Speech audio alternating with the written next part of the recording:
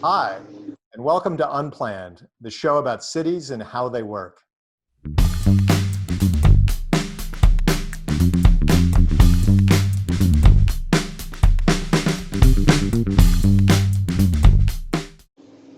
I'm Sam, your host, and today on Unplanned, we have the great pleasure of talking to Jennifer Viriato, who's a real estate analyst at the Kamehameha Schools in Honolulu. She's talking to us today from the North Shore of Oahu, and we're really thrilled she's joining us. Before we start with her, I just want to remind you to subscribe to Unplanned. We'll have lots more interesting conversations in the future.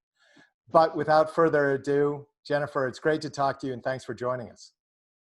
Hi, Sam. Thank you so much for having me. Well, it's a real pleasure. And we've now known each other for a couple of years. You were in the Boston region before you moved out to Hawaii. And I'm kind of interested in talking to you about that. I also want to just note for everybody that your background is in both in architecture and urban planning. So you think about cities, you think about buildings, and you're doing real estate right now. Why don't we start just by a little bit more about who you are? Give us just a quick version of what your story is. Yeah, absolutely. As you mentioned, I did start out in architecture and planning. I went to school for that at UC Berkeley and eventually realized that it wasn't quite exactly what I wanted to do with my life and happened to land in a real estate job where I was able to apply some of my design background while also learning about finance and a lot of other topics. And once I then moved from there, this was in San Francisco, my first job, I landed at MIT where I was able to get a great education on the job and at school, getting all kinds of experience in commercial real estate. So it's been a really awesome development of my career, and I still hold design and planning issues near and dear to my heart, and have my ambition is to take those things into consideration with every project and every investment that I am involved in, what at work or in my personal investments, and so it's a lot of fun.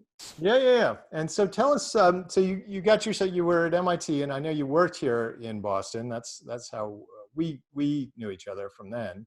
And then you got yourself out to Hawaii, and what are you doing now? What are you working on now?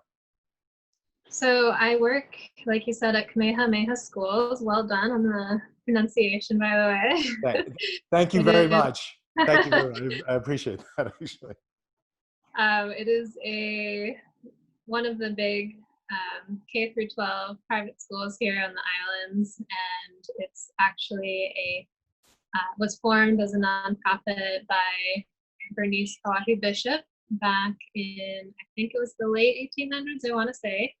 And the school's mission is to educate Native Hawaiian children, and at this point also advance education throughout the islands for everybody. And so they happen to have this huge real estate portfolio. Much of it is from the original land that was entrusted by Kauahi. And that was kind of her intention, is that this land would help sustain the ongoing mission. So we've got all kinds of fun, exciting projects in Honolulu and the surrounding areas and other islands are a big part of our portfolio. Residential projects, including affordable housing, senior housing, and then a little bit of other things, industrial, office, everything. So we cover the gamut of the real estate spectrum. So tell me, so in that instance, the school itself is using real estate as part of its investment portfolio. Yeah, and exactly. Which is not dissimilar from MIT, which is an institution well here in Boston. That's an interesting thing. I'm curious what impact COVID has had on this whole experience, or maybe I'm jumping too far ahead of the game, but what's it been like recently? Yeah, so COVID has impacted many of our tenants. Hawaii in general has struggled with the impact of COVID due to the complete stop in tourism, and I'm sure most people are aware that Hawaii is pretty much a tourism-based economy. So trying to figure out how we can leverage the people who are here in a economy that's kind of shut down where everybody's losing their employment. It's really tough, and seeing a path forward where people are going to be comfortable coming to Hawaii is kind of, it's hard to imagine. That said, we've seen some bright spots. So retailers who have kept their doors open and welcomed locals in with deals and everything, obviously on a pretty much just takeout basis. And what's been the impact, to the degree you can talk about it? And I recognize that it's part of your work, so you may not want to talk about all of it, but in a real estate portfolio like the one that you're managing, the one you're looking after, the one you care about, I've always found it very interesting here in Boston, the MIT example, where they really, it means they become a player in a lot of local land use issues because they own land and they want to build buildings. And those are highly dependent on the economy and the ability to borrow money. What's it been like out there? You probably are facing very similar sorts of things. I'm curious what your perspective has been. Yeah, I mean, in general, the real estate space, the market has kind of slowed down. And for the most part, you'll see everywhere across the country and probably globally that deals are slowing down, and you're just not seeing as much activity because people just don't know what is coming next. So anything that might be like a new development project that we're working on, we are still continuing discussions with our partners and trying to get things moving along so that when the time comes, we can act quickly. And I would imagine that it's similar for MIT, where they've got lots of active development projects going on in Boston. They've had to probably stall construction, but are probably still moving forward with planning everything for the next phases. I think what the main difference is depends on what industry you're in. So if you happen to have a portfolio like ours that's heavily weighted on hotels, you might see that kind of thing struggling a little more, or retailers who just aren't able to open, who have even less of a backstop, a capital backstop than a typical hotel might. It's kind of difficult because you have to see who can survive and what makes sense to help them out. And we're going to switch gears to another topic that you've, I know, have spent some time on in the past, at any rate. You've thought a lot about. I think you wrote a master's thesis on this, and you may have published some things. And that's the general topic of technology in real estate, or prop tech, as it's sometimes called, AI and machine learning. I'm curious what work you've done on that. I know you've done some thinking in the past. To just get us up to speed on some of the stuff you've worked on and thought about in that space. Yeah, so while I was writing my thesis, which was specifically focused on how artificial intelligence and machine learning are being used in real estate. So this was now back in 2018, not so long ago, but it feels like ages. I was able to identify many companies that are making little steps towards making that happen in the real estate tech space. And it is definitely interesting to see that sort of evolving very slowly, but still evolving over time. And I think there's more acknowledgement today than there was 2 years ago of the important role of technology in how we do our day-to-day business in real estate. So MIT and Kamehameha schools are similar in that they use some of the more popular software that's out there, but haven't really jumped on the wagon of trying to do whatever is the latest and greatest. So I think, where would you put yourself in this conversation? Because you're obviously a younger generation than me. You probably see the future, and technology may be included as in much brighter terms in terms of what's possible and what makes sense.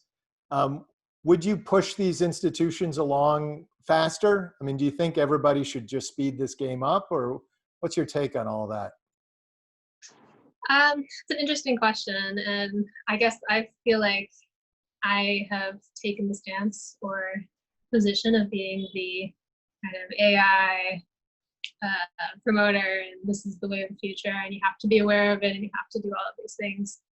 to prepare yourself to be ready for this new technology in your business and in life in general, because it is just coming into our lives in so many different ways that people don't even recognize, but it's happening. And what AI really is. And I think it's one of those things that's slowly creeping in. As far as real estate investors, like institutional investors, like the ones that I've worked for in the past, adopting things up front, I don't think it's going to be so key to making the businesses successful at this stage. You know, there's still the fundamentals of real estate, which are based on a physical asset, which makes it a little different from like stock trading, where the faster the computer, the more aggressively you can quickly react to market trends or news or whatever. And real estate, there's still always going to be a process. But what I think we particularly need to be aware of is that there are companies that are now doing automated investment in at least homes. So a computer does a quick valuation, the homeowner wants to sell, they like the price the computer's giving them, and then bam, there's a sale done. That kind of thing. But that's something you support. You think that's a direction we should go in, or maybe you're saying it's a direction we are going in regardless. It just speeds everything up. I am supportive of creating more efficiencies in the real estate market, and that is one way. There are dangers involved, and I'm sure we'll come across some of the issues as they come. But to me, I think that's just something as an investor in the real estate space to be aware of. It's something even as a planner to try to understand, where you have to know that it's not just human decisions that are going to be driving real estate values and therefore how real estate is being developed and everything, right? Now you're going to have the computers helping to guide what is popular, what is the best real estate out there, and therefore how pricing dynamics work and all these things that influence how cities and communities are shaped. Normally at this time of the discussion, I ask people for a personal reflection on COVID, which has been very impactful for all of us and changed our worlds. Mm-hmm. But as you know, and I know, this last week in the United States has been a very demanding and challenging time with the murder of George Floyd in Minneapolis at the hands of a police officer, and then the demonstrations and protests around the country. I'm curious, as you think about the future, and you mentioned you've got a child on the way, what do you hope for over the next months and years ahead, both in Hawaii and your community and more broadly across the country? So there's a lot of interesting dynamics here in Hawaii that differ from the mainland US. And in the aftermath of George Floyd's death and all of these protests, there's been some activity here in Hawaii. But it's not anywhere near the engagement and activity you see on the national news or that I'm seeing through social media with friends in other parts of the country. What I would say though is that it is, in other ways, it's not necessarily an issue that Hawaiians necessarily directly identify with particularly, but there are so many other kind of contentions that do occur here. So my hope is that just having more conversations in the community about these kinds of issues will broaden the conversation about what's happening here in terms of Native Hawaiians and other groups feeling in some way disenfranchised by the way things are going in a different way than perhaps the Black community in the rest of the country might feel. But they can at least learn and understand how others are dealing with those issues and how it can maybe apply here.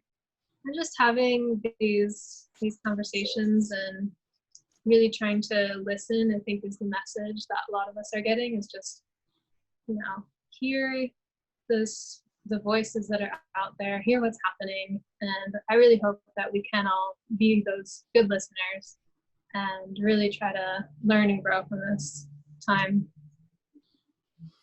Jennifer, I want to first of all say what a pleasure it is to see you and to hear what you're up to. And I want to thank you again for spending some time with us on Unplanned.